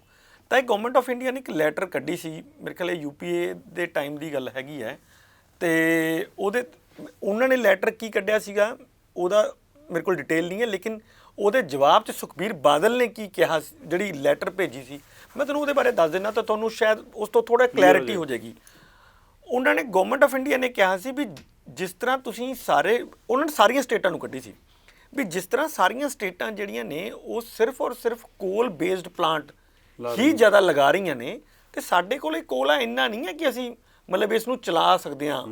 ਤਾਂ ਇਹ ਸਾਡੇ ਕੋਲ ਸੀਮਿਤ ਮਾਤਰਾ 'ਚ ਕੋਲਾ ਹੈਗਾ, ਤਾਂ ਅਸੀਂ ਮੈਕਸਿਮਮ 25-30 ਸਾਲ ਦੇ ਆਸ-ਪਾਸ ਹੀ ਚਲਾ ਸਕਦੇ ਹਾਂ। ਜਿੰਨਾ ਤੁਸੀਂ ਵਧਾਈ ਜਾ ਰਹੇ ਹੋ, ਸਾਡੇ ਲਈ ਵੀ ਤੁਹਾਨੂੰ ਇੰਨਾ ਕੋਇਲਾ ਦੇਣਾ ਔਖਾ ਹੋ ਜਾਏਗਾ। ਇਸ ਕਰਕੇ ਤੁਸੀਂ 70% ਕੋਇਲਾ ਅਸੀਂ ਤੁਹਾਨੂੰ ਦੇਵਾਂਗੇ, ਜਿੰਨੀ ਤੁਹਾਡੀ ਲੋੜ ਹੈ, ਡਿਮਾਂਡ ਹੈ। 30% ਕੋਇਲਾ ਦਾ ਇੰਤਜ਼ਾਮ ਤੁਸੀਂ ਆਪ ਕਰੋ ਔਰ ਵਿਦੇਸ਼ਾਂ ਤੋਂ ਕਰਾਓ, ਵਿਦੇਸ਼ਾਂ ਤੋਂ ਲਓ, ਜਿੱਥੇ ਮਰਜ਼ੀ ਲਓ, ਲੇਕਿਨ ਅਸੀਂ ਤੁਹਾਨੂੰ ਨਹੀਂ ਦੇ ਸਕਦੇ। ਉਹ ਇਸ ਲੈਟਰ ਦੇ ਜਵਾਬ 'ਚ ਸੁਖਬੀਰ ਬਾਦਲ ਹੋਰਾਂ ਨੇ ਜਿਹੜੀ ਦਲੀਲ ਦਿੱਤੀ ਸੀ, ਉਹ ਬੜੀ ਵਾਜਿਬ ਸੀ। ਉਹਨਾਂ ਨੇ ਕਿਹਾ ਵੀ ਜਿਹੜੀ ਇਹ ਤੁਸੀਂ 30% ਦੀ ਸ਼ਰਤ ਲਗਾਈ ਹੈ, ਇਹਨੂੰ ਚਾਹੇ ਤੁਸੀਂ 40 ਕਰ ਦਿਓ, ਪਰ ਇਹ ਕਰੋ ਉਹਨਾਂ ਸਟੇਟਾਂ ਵਾਸਤੇ ਜਿਹੜੀਆਂ ਸਟੇਟਾਂ ਪੋਰਟ ਦੇ ਨੇੜੇ ਨੇ। ਮਤਲਬ ਤੁਸੀਂ ਵੈਸਟ ਬੰਗਾਲ ਤੋਂ ਥੱਲੇ ਤੱਕ ਵਾਲੀ ਲੈ ਲਓ, ਕੇਰਲਾ ਤੋਂ ਉੱਪਰ ਲਿਆਓ, ਤੁਸੀਂ ਗੁਜਰਾਤ ਤੱਕ ਆ ਜਾਓ। ਹਾਂ, ਜਿਹੜੇ ਸਮੁੰਦਰੀ ਤੱਟ ਨਾਲ ਲੱਗਦੇ ਨੇ, ਸਮੁੰਦਰ ਤੱਟ ਨਾਲ ਲੱਗਦੇ ਉਹਨਾਂ ਨੂੰ ਦੋ, ਜਿਹੜੀਆਂ ਬਾਹਰੋਂ ਮੰਗਾ ਸਕਦੇ ਨੇ। ਬਿਲਕੁਲ, ਉਹਨਾਂ ਲਈ ਤਾਂ ਸਸਤਾ ਪਏਗਾ। ਲੇਕਿਨ ਪੰਜਾਬ, ਹਰਿਆਣਾ, ਯੂਪੀ, ਇਹਨਾਂ ਨੂੰ ਤੁਸੀਂ ਕਰੋਗੇ ਤਾਂ ਇਹ ਕਿਵੇਂ ਕਰਨਗੇ? ਸਾਨੂੰ ਤਾਂ ਡਬਲ ਉਹ ਪਏਗਾ। ਪਹਿਲਾਂ ਤਾਂ ਸਾਨੂੰ ਪੋਰਟ ਤੱਕ ਆਉਣ ਦਾ ਕਿਰਾਇਆ ਪਏਗਾ, ਫਿਰ ਪੋਰਟ ਤੋਂ ਇੱਥੇ ਮੰਗਾਉਣ ਦਾ ਕਿਰਾਇਆ ਪਏਗਾ, ਔਰ ਕਿਰਾਇਆ ਹੀ ਕੋਇਲੇ ਤੋਂ ਜ਼ਿਆਦਾ ਮਹਿੰਗਾ। ਤਾਂ ਉਸ ਤੋਂ ਬਾਅਦ ਕਦੀ ਮਤਲਬ ਗਵਰਨਮੈਂਟ ਆਫ ਇੰਡੀਆ ਦਾ ਵੀ ਕੋਈ ਜਵਾਬ ਨਹੀਂ ਆਇਆ, ਜਾਂ ਆਇਆ ਹੋਏਗਾ ਤਾਂ ਮੇ ਬੀ ਅਸੀਂ ਉਸ ਤੋਂ ਅਵੇਅਰ ਨਾ ਹੋਈਏ ਕਿ ਉਹਨਾਂ ਨੇ ਕੀ ਕਿਹਾ। ਮੇਰਾ ਖਿਆਲ ਹੈ ਇੱਕ ਤਾਂ ਸ਼ਾਇਦ ਹੁਣ 10-12 ਸਾਲ ਕਿਉਂਕਿ ਇਸ ਗੱਲ ਨੂੰ ਹੋ ਗਏ ਹੈ, ਤਾਂ ਉਹਦਾ ਅਸਰ ਆਉਣਾ ਸ਼ੁਰੂ ਹੋ ਗਿਆ। ਦੂਸਰਾ ਮੈਨੂੰ ਇਹ ਲੱਗ ਰਿਹਾ ਹੈ ਇਹਦੇ ਵਿੱਚ ਕਿ ਜਿਹੜੀ ਕੋਇਲਾ ਬਾਹਰਲੀਆਂ ਸਟੇਟਾਂ ਜਾਂ ਬਾਹਰਲੇ ਕੰਟਰੀਜ਼ ਤੋਂ ਲੈ ਰਹੇ ਸੀ, ਉਹਨਾਂ ਨੇ ਕੋਇਲੇ ਦੇ ਰੇਟ ਬਹੁਤ ਵਧਾਤੇ ਆ। ਤਾਂ ਪ੍ਰਾਈਵੇਟ ਸੈਕਟਰ, ਕਿਉਂਕਿ ਦੇਖੋ ਕੋਇਲਾ ਜਿਹੜਾ ਜਨਰੇਸ਼ਨ ਹੈਗੀ ਹੈ, ਕੋਲ ਬੇਸਡ ਜਨਰੇਸ਼ਨ ਹੈ, ਉਹਦੇ 'ਚ ਕੋਇਲੇ ਦਾ ਖਰਚ ਹੀ ਸਭ ਤੋਂ ਜ਼ਿਆਦਾ ਹੈ। ਉਹ 1 ਪੈਸਾ ਵੀ ਵਧੇਗਾ ਤਾਂ ਉਹਦਾ ਜਿਹੜਾ ਟੋਟਲ ਵੋਲਿਊਮ ਤੇ ਅਸਰ ਪੜਦਾ ਉਹ ਬਹੁਤ ਜ਼ਿਆਦਾ ਹੋਊਗਾ। ਤਾਂ ਇਹ ਇਹਨਾਂ ਨੇ ਕਿਹਾ ਹੈ ਵੀ ਯਾਰ ਫਿਰ ਉੱਥੋਂ ਘਟਾ ਕੇ ਇੱਥੇ ਵਾਲਾ ਕੋਇਲਾ ਜ਼ਿਆਦਾ ਯੂਜ਼ ਕਰੋ। ਤਾਂ ਉਹ ਇਹਨਾਂ ਨੇ ਇੱਧਰ ਵਧਾਤਾ, ਉੱਧਰੋਂ ਘਟਾ ਲਿਆ। ਹੁਣ ਹੋਇਆ ਕਿ ਮੌਨਸੂਨ ਤੋਂ ਪਹਿਲਾਂ ਗਵਰਨਮੈਂਟ ਆਫ ਇੰਡੀਆ ਨੇ ਫਿਰ ਕਹਿਤਾ ਇਹਨਾਂ ਨੂੰ, ਕੋਲ ਇੰਡੀਆ ਨੇ ਸਾਰੀਆਂ ਸਟੇਟਾਂ ਨੂੰ, ਕਿ ਜੀ ਮੌਨਸੂਨ ਆ ਰਿਹਾ ਹੈ, ਤੁਸੀਂ ਸਾਰੇ ਆਪਣੇ ਕੋਇਲੇ ਦਾ ਇੰਤਜ਼ਾਮ ਜ਼ਿਆਦਾ ਪਹਿਲਾਂ ਕਰ ਲਓ। ਮਤਲਬ ਇਹ ਅੱਗੇ ਕੀ ਕਰਦੇ ਸਾਰੇ ਵੀ ਪੈਸਾ ਜਾਂ ਇੰਟਰਸਟ ਬਚਾਉਣ ਵਾਸਤੇ 7 ਦਿਨ ਦਾ ਕੋਇਲਾ ਰੱਖਦੇ ਆ। ਉਹਨਾਂ ਨੇ ਕਿਹਾ ਕਿ ਤੁਸੀਂ 22 ਦਿਨ ਦਾ ਕਰ ਲਓ, ਯਾਨੀ ਕਿ 15 ਦਿਨ ਦਾ ਹੋਰ ਕੋਇਲਾ ਐਡਵਾਂਸ 'ਚ ਖਰੀਦ ਲਓ। ਐਡਵਾਂਸ 'ਚ ਖਰੀਦਣ ਦਾ ਮਤਲਬ ਇਹ ਸੀ ਕਿ ਪੈਸਾ ਉਹਨਾਂ ਨੂੰ ਜ਼ਿਆਦਾ ਚਲਾ ਜਾਏਗਾ, ਪਲੱਸ ਜਿਹੜੀਆਂ ਸਟੇਟਾਂ ਹੈਗੀਆਂ ਉਹਨਾਂ ਨੂੰ ਇੰਟਰਸਟ ਵੀ ਜ਼ਿਆਦਾ ਪਏਗਾ। ਫਿਰ ਤਾਂ ਉਹਨਾਂ ਨੇ, ਕਿਉਂਕਿ ਕਰੋਨਾ ਕਰਕੇ ਕੀ ਹੋਇਆ ਕਿ ਟ੍ਰੇਨਸ ਬੰਦ ਹੋ ਗਈਆਂ, ਜਿਹੜੀਆਂ ਪੈਸੇਂਜਰ ਟ੍ਰੇਨਸ ਨੇ, ਬਹੁਤ ਸਪੈਸ਼ਲ ਟ੍ਰੇਨਾਂ ਹੀ ਚੱਲ ਰਹੀਆਂ, ਅਤੇ ਜਿਹੜੀ ਮਾਲ ਗੱਡੀਆਂ ਦੀ ਮੂਵਮੈਂਟ ਬਹੁਤ ਤੇਜ਼ ਹੋ ਗਈ। ਅਤੇ ਉਹ ਜਿਹੜਾ ਅੱਗੇ ਕੋਇਲਾ 36 ਘੰਟੇ ਜਾਂ 42 ਘੰਟੇ 'ਚ ਆ ਰਿਹਾ ਸੀਗਾ, ਉਹ 24 ਘੰਟਿਆਂ 'ਚ ਆਉਣ ਲੱਗ ਗਿਆ। ਤੇ ਇਸ ਦੀ ਪਰਵਾਹ ਨਹੀਂ ਕੀਤੀ ਕਿਸੇ ਨੇ। ਤਾਂ ਇਹਨਾਂ ਨੇ ਕਿਹਾ ਵੀ ਫਿਰ 22 ਦਿਨ ਦਾ ਕਰਨਾ ਕੀ ਹੈ, ਜੋ 7 ਦਿਨਾਂ 'ਚ ਤਾਂ ਗੱਡੀ ਆ ਜਾਂਦੀ ਹੈ, ਅਤੇ ਫਿਰ ਉਹ ਜਦੋਂ ਮਤਲਬ ਲੋੜ ਪੈ ਗਈ ਤਾਂ ਫਿਰ ਮੰਗਾ ਲਾਂਗੇ।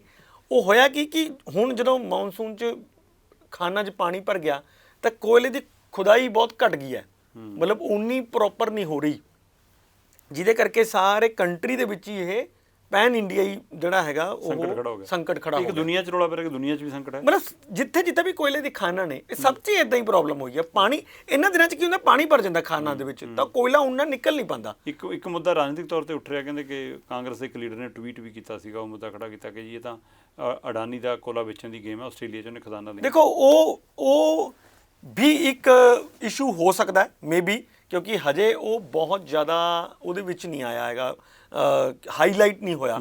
ਪਰ ਇਹ ਹੈ ਕਿ ਉਦੋਂ ਸਭ ਤੋਂ ਵੱਡੀ ਗੱਲ ਤਾਂ ਪਹਿਲਾਂ ਇਹ ਉੱਠੀ ਸੀ ਕਿ ਫਸਟ ਟਾਈਮ ਅਸੀਂ ਕਿਸੇ ਕੰਪਨੀ ਨੂੰ ਗਵਰਨਮੈਂਟ ਸੈਕਟਰ 'ਚੋਂ ਪੈਸਾ ਦਿੱਤਾ, ਮਤਲਬ ਲੋਨ ਦਿੱਤਾ, 50,000 ਕਰੋੜ ਤੋਂ ਉੱਪਰ ਦਾ ਲੋਨ ਦਿੱਤਾ, ਔਰ ਵੀ ਉਹ ਆਸਟ੍ਰੇਲੀਆ 'ਚ ਖਾਦਾਨਾ ਖਰੀਦੇ। ਤਾਂ ਉਹ 'ਚ ਵੀ ਬਹੁਤ ਵਿਰੋਧ ਹੋਇਆ ਸੀ, ਇੱਥੇ ਵੀ ਬਹੁਤ ਵਿਰੋਧ ਹੋਇਆ ਸੀ, ਪਰ ਲੇਕਿਨ ਇਹ ਚੱਲ ਗਿਆ। ਤਾਂ ਮੇ ਬੀ ਹੁਣ ਇਹ ਵੀ ਇੱਕ ਰਹੇ ਕਿ ਜਦੋਂ ਤੁਸੀਂ ਮਤਲਬ ਹੁਣ ਉਹ ਬੰਦੇ ਨੇ ਖਜ਼ਾਨਾ ਖਰੀਦ ਲੀਆਂ ਤਾਂ ਲਏਗਾ ਕੌਣ, ਤਾਂ ਪ੍ਰੈਸ਼ਰ ਵੀ ਤਾਂ ਪਾਣਾ ਹੈ ਨਾ। ਤਾਂ ਮੇ ਬੀ ਇਹ ਉਸ ਦਾ ਵੀ ਇੱਕ ਜਿਵੇਂ ਕਹਿੰਦੇ ਟ੍ਰੇਲਰ ਹੋਏ ਕਿ ਬਈ ਕੋਇਲਾ ਤੁਸੀਂ ਹੁਣ ਇੱਥੋਂ ਲਓ। ਕਿਉਂਕਿ ਦੇਖੋ ਤੁਸੀਂ ਐਡੇ ਜਿਨ੍ਹਾਂ ਨੇ ਵੱਡੀ ਇਨਵੈਸਟਮੈਂਟ ਕੀਤੀ ਹੋਈ ਹੈ, ਜਿਹੜੇ ਪਲਾਂਟਸ ਨੇ, ਮਤਲਬ ਚਾਹੇ ਉਹ ਵਿਦਾਂਤਾ ਦਾ ਹੋਵੇ, L&T ਦਾ ਹੋਵੇ, ਟਾਟਾ ਦਾ ਹੋਵੇ, ਜਿਹਦਾ ਮਰਜ਼ੀ ਹੋਵੇ, ਦੇਖੋ ਇੰਨੀ ਇਨਵੈਸਟਮੈਂਟ ਕਰਕੇ ਤੁਸੀਂ ਇਹ ਨਹੀਂ ਉਹ ਕਰ ਸਕਦੇ ਵੀ ਅਸੀਂ ਆਪਣੇ ਪਲਾਂਟ ਬੰਦ ਕਰ ਦਿਓ। ਤਾਂ ਮੈਨੂੰ ਇਹ ਲੱਗਦਾ ਕਿ ਇਹ ਜਿਹੜਾ ਖੇਲ ਹੈ ਇਹ ਉਹ ਵੀ ਇੱਕ ਉਹਦਾ ਇੱਕ ਹੋਊਗਾ, ਉਹਦਾ ਵੀ ਨਤੀਜਾ ਹੋਊਗਾ। ਪਰ ਮੈਨੂੰ ਮੇਰੀ ਜਿਹੜੀ ਇੱਕ ਆਪਣੀ ਅਸੈਸਮੈਂਟ ਹੈ ਔਰ ਜਾਂ ਮੇਰੀ ਇੱਕ ਕਿ ਮੈਨੂੰ ਇਹ ਲੱਗਦਾ ਕਿ ਸਟੇਟਾਂ ਨੂੰ ਬੀ ਪਲਾਨ ਆਪਣਾ ਰੈਡੀ ਰੱਖਣਾ ਚਾਹੀਦਾ, ਅਦਰਵਾਈਜ਼ ਸੰਕਟ ਇਹ ਬਹੁਤ ਗਹਿਰਾ ਹੋ ਜਾਏਗਾ। ਤਾਂ ਸਾਨੂੰ ਜਿੰਨੇ ਵੀ ਸਾਡੇ ਵੱਡੇ ਘਰਾਣੇ ਨੇ, ਮਤਲਬ ਜਿਹੜੀ ਸਾਡੀ ਵੱਡੀ ਇੰਡਸਟਰੀ ਹੈ, ਸਾਡੇ ਸਕੂਲਸ ਨੇ, ਕਾਲਜ ਨੇ, ਜਿੱਥੇ ਵੀ ਸਾਡੇ ਵੱਡੇ ਵੱਡੇ DSC ਸੈਂਟਰ ਨੇ, ਮਾਲਸ ਨੇ, ਇਹ ਸਾਰਿਆਂ ਨੂੰ ਮੈਂਡੇਟਰੀ ਕਰਨਾ ਪਊਗਾ ਕਿ ਤੁਸੀਂ ਸੋਲਰ ਦੇ ਉੱਤੇ ਕਨਵਰਟ ਹੋਵੋ। ਕਿਉਂਕਿ ਇਹ ਬੀ ਪਲਾਨ ਇਸ ਕਰਕੇ ਜ਼ਰੂਰ ਰੱਖਣਾ ਵੀ ਅੱਜ ਵੀ ਸਾਡੀ 800 ਮੈਗਾਵਾਟ ਦੇ ਆਸ-ਪਾਸ ਨਹੀਂ ਜੀ, ਉਹ ਸ਼ਾਰਟੇਜ ਤਾਂ ਅਲੱਗ ਚੀਜ਼ ਹੈ। 800 ਮੈਗਾਵਾਟ ਸਾਡੀ ਡਿਮਾਂਡ ਲਗਾਤਾਰ ਵਧ ਰਹੀ ਹੈ ਹਰ ਸਾਲ। ਤੁਸੀਂ ਪਿਛਲੇ 10 ਸਾਲ ਤੋਂ ਹੁਣ ਜਨਰੇਸ਼ਨ ਫਿਰ ਨਹੀਂ ਕੋਈ ਕੀਤੀ। ਦੇਖੋ 2012 ਦਾ ਲਾਸਟ ਕੋਲ LNT ਵਾਲਾ ਦਾ ਲੱਗਿਆ, ਉਸ ਤੋਂ ਬਾਅਦ ਤਾਂ ਕੋਈ ਨਵਾਂ ਆਇਆ ਨਹੀਂ। 800 ਦੀ ਡਿਮਾਂਡ ਹਰ ਵਾਰੀ ਵਧ ਰਹੀ ਹੈ, ਤਾਂ ਤੁਸੀਂ ਬੀਟ ਕਿਵੇਂ ਕਰੋਗੇ? ਤਾਂ ਮੈਨੂੰ ਇਹ ਲੱਗ ਰਿਹਾ ਹੈ ਵੀ ਸਾਨੂੰ ਇਹ ਜਿਹੜੇ ਜਿੰਨੇ ਸਾਡੇ ਸਾਰਵਜਨਿਕ ਸਥਲ ਨੇ ਉਹਨਾਂ ਨੂੰ ਸਾਨੂੰ ਯੂਜ਼ ਕਰਨਾ ਚਾਹੀਦਾ ਹੈ। ਸਾਡੀਆਂ ਨਹਿਰਾਂ ਨੇ, ਨਹਿਰਾਂ ਦੇ ਉੱਪਰ ਜਿਵੇਂ ਤੁਸੀਂ ਗੁਜਰਾਤ 'ਚ ਦੇਖਿਆ ਨਹਿਰ, ਉਹਨਾਂ ਨੇ ਬਿਲਕੁਲ ਉੱਪਰ ਜਾਲ ਹੀ ਵਿਛਾਇਆ ਪਿਆ। ਤਾਂ ਸਾਡੇ ਕੋਲ ਇੰਨੀਆਂ ਜ਼ਮੀਨਾਂ ਵੇਸਟ ਪਈਆਂ ਨੇ, ਇਹਦੇ ਉੱਪਰ ਸਾਨੂੰ ਲਗਾ ਕੇ ਇਹਦੇ ਉੱਤੇ ਜਾਣਾ ਚਾਹੀਦਾ ਹੈ, ਤਾਂ ਕਿ ਐਟਲੀਸਟ ਜਿਹੜੀ ਸਾਡੀ ਡਿਮਾਂਡ ਇਹਦੀ ਵੱਧ ਰਹੀ ਹੈ, 800 ਮੈਗਾਵਾਟ ਵੱਧ ਰਿਹਾ ਹੈ, ਇਹ ਕੰਟਰੋਲ ਹੋਵੇ। ਪਲੱਸ ਜਿਹੜਾ ਸਾਡੇ ਕੋਲ ਗ੍ਰੀਨ ਐਨਰਜੀ ਆਵੇ, ਉਹਦੇ ਨਾਲ ਜਿਹੜਾ ਕੋਲ ਬੇਸਡ ਇੱਧਰ ਜਿਹੜੇ ਜਨਰੇਸ਼ਨਸ ਹੋ ਰਹੀਆਂ ਨੇ ਉਹਨੂੰ ਵੀ ਠੱਲ ਪਵੇ ਤੇ ਪੋਲਿਊਸ਼ਨ ਨੂੰ ਵੀ ਠੱਲ ਪਵੇ। ਸੋ ਕਰੰਟ ਇਸ਼ੂ ਬਹੁਤ ਗੰਭੀਰ ਹੈ। ਉਸ ਮਸਲੇ ਦੇ ਹੱਲ ਲਈ ਸਰਕਾਰਾਂ ਨੂੰ ਤਾਲਮੇਲ ਰੱਖ ਕੇ ਚੱਲਣਾ ਪੈਣਾ। ਕੋਲੇ ਦੀ ਜਿੱਥੇ ਪਹਿਲਾਂ ਲੋੜ ਆ ਉੱਥੇ ਪਹਿਲਾਂ ਉਹਨੂੰ ਪਹੁੰਚ ਕਰਨੀ ਪੈਣੀ, ਔਰ ਜੇਕਰ ਘੱਟ ਨਿਕਲਿਆ ਤਾਂ ਉਹਨੂੰ ਉਸ ਰੇਸ਼ੋ 'ਚ ਵੰਡਣਾ ਪੈਣਾ ਕਿ ਕਿਸੇ ਸੂਬੇ 'ਚ ਬਲੈਕਆਊਟ ਨਾ ਹੋਵੇ। ਪਰ ਲੰਬੇ ਸਮੇਂ ਦੇ ਲਈ ਜਿਹੜਾ ਸਮੱਸਿਆ ਪੈਦਾ ਹੁੰਦੀ ਜਾ ਰਹੀ ਆ, ਉਹਦਾ ਹੱਲ ਵੀ ਇੰਦਰਪ੍ਰੀਤ ਨੇ ਦਿੱਤਾ ਕਿ ਸਾਨੂੰ ਸੋਲਰ 'ਤੇ ਜਾਣਾ ਹੀ ਪੈਣਾ, ਨਹੀਂ ਤਾਂ ਦਿੱਕਤ ਬਹੁਤ ਗੰਭੀਰ ਹੋਏਗੀ। ਕੋਲੇ ਦੇ ਨਾਲ ਬਿਜਲੀ ਦੀ ਖਪਤ ਵੱਧ ਰਹੀ ਹੈ, ਕੋਲੇ ਦੀ ਖਪਤ ਵੱਧ ਰਹੀ ਹੈ, ਉਹਦੇ ਨਾਲ ਸਮੱਸਿਆ ਪੈਦਾ ਹੁੰਦੀ ਜਾ ਰਹੀ ਹੈ ਕਿਉਂਕਿ ਕੋਲੇ ਦੀ ਖਪਤ ਕੋਲਾ ਘਟ ਰਿਹਾ। ਅਤੇ ਇਸ ਪਾਸੇ ਜੇਕਰ ਸਾਡੀ ਡਿਮਾਂਡ ਵਧੀ ਜਾਂਦੀ ਹੈ ਤਾਂ ਉਹਦੇ ਹੱਲ ਲਈ ਸਾਨੂੰ ਕਿਤੇ ਨਾ ਕਿਤੇ ਸੋਲਰ 'ਤੇ ਜਾਣਾ ਪੈਣਾ। ਸੋ ਲੰਬੇ ਸਮੇਂ ਲਈ ਸਾਨੂੰ ਉਸ ਹੱਲ ਵੱਲ ਤੁਰਨਾ ਹੀ ਪੈਣਾ। ਸੋ ਇਸੇ ਲਈ ਅਸੀਂ ਲੋਕ ਮੁੱਦਿਆਂ 'ਤੇ ਲੈ ਕੇ ਚਰਚਾ ਕਰਕੇ ਹਾਜ਼ਰ ਹੁੰਦੇ ਹਾਂ। ਫਿਰ ਪਰਤਾਂਗੇ ਨਵੇਂ ਮਹਿਮਾਨਾਂ, ਨਵੇਂ ਵਿਸ਼ਿਆਂ ਨਾਲ। ਤੁਸੀਂ ਵੇਖਦੇ ਰਹੋ ਵਿਜ਼ਨ ਪੰਜਾਬ TV, ਹਰ ਕਦਮ ਤੁਹਾਡੇ ਨਾਲ।